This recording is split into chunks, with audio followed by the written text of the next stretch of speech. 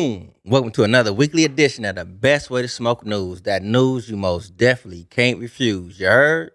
And this news is being sponsored to you by the Glue Guard, Cali Guard, Stop Smoking Spit. No drip lip. And this news is being presented to you by Serpo Jr. Big J. Yep, and the FDA commissioner says the DEA has no reason to delay cannabis rescheduling decision. Oh, okay, he got it right. I was making sure to get the picture right. Yeah. Okay. I hear you, cuzzo. I hear you, though. The man behind the clicks. FDA Commissioner Robert Califf said during a testimony before a House committee this week that there is no reason for the DEA to delay its cannabis rescheduling decision. Is that right? That show is, right? You know what I'm saying? And we all up here, you know what I'm saying? It's like, all right, they fed us the rescheduling and shit and things like that. You know what I'm saying? As far as like with the cannabis, you know what I'm saying, industry community, you know what I'm saying?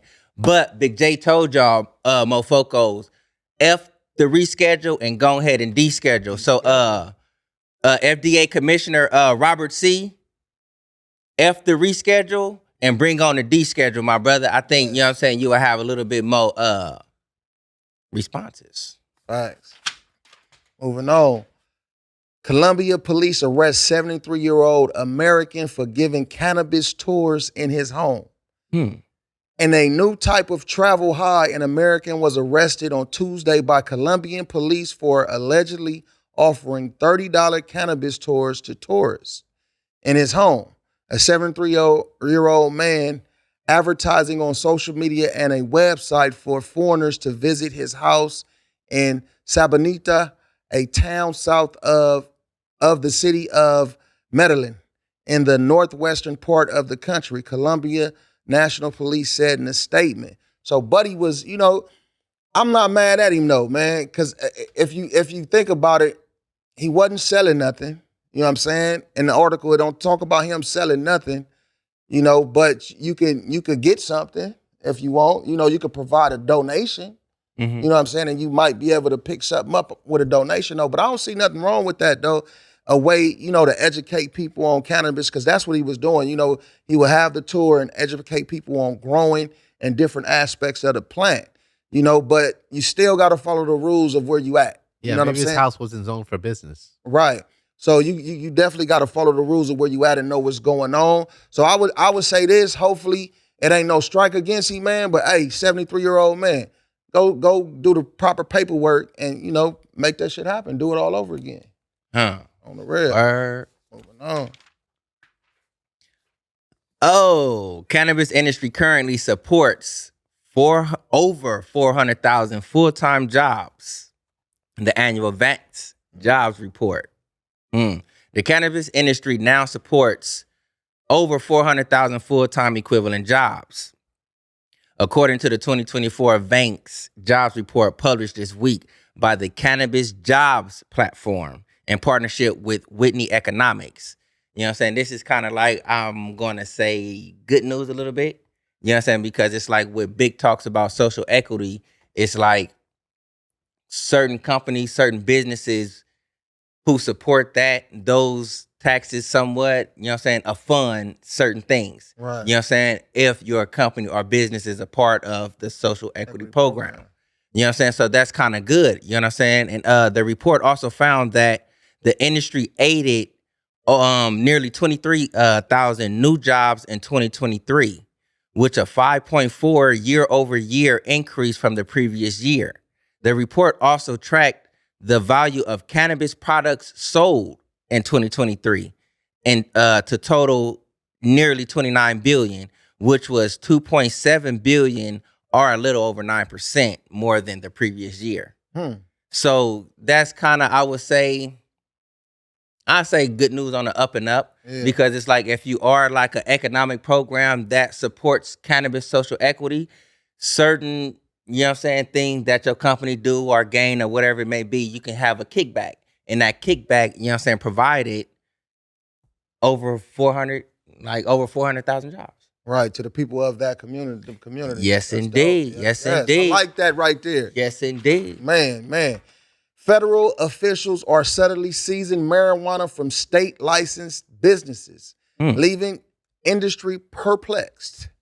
Federal officials have been seizing hundreds of thousands of dollars worth of marijuana from state licensed cannabis businesses in New Mexico in recent weeks, detaining industry workers in what appears to be a localized escalation of national prohibition enforcement. Even as the federal government has largely refrained from interfering with the implementation of state legalization laws in recent years.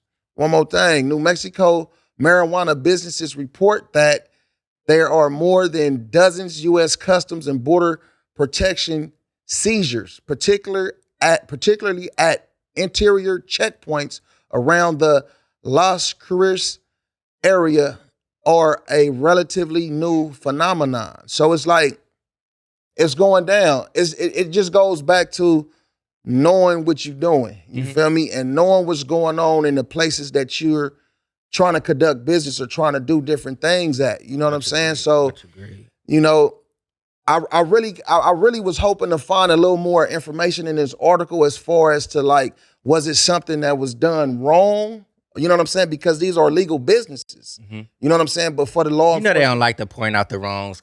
Right. So I couldn't really find that, but it's just like they're adopting the federal aspect of it. You know what I mean? The state is adopting the federal aspect of it, and like, nigga, so that's kind of scary, huh? Yeah. So you know, if other states try to do that shit, you know, it could be ugly out here, though, man. I want to deschedule. Moving on. That shit up out of here. That motherfucker landed right there. Oh, about 60% of Utah medical cannabis patients obtain product from unregulated sources, aka the black market.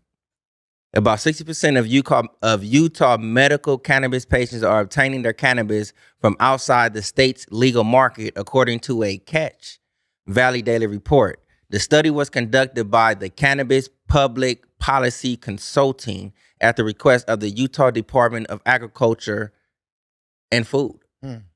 I've been to Utah, you know what I'm saying, but I haven't been to none of you guys' shops, I don't believe. Right. You know what I'm saying? But I think Colorado is kind of like the same, you know what I'm saying, a little bit as far as like purchasing. Right. You may have a purchase limit is what I'm speaking about. Right. You know what I'm saying? If it's like, just say you can only go and get a quarter. You buy your quarter, you can't come back in no more today until the next day. You know what I'm saying? So with certain limits like that, motherfuckers be like, shit, I just want to go and like kick it, go and chill and relax later on.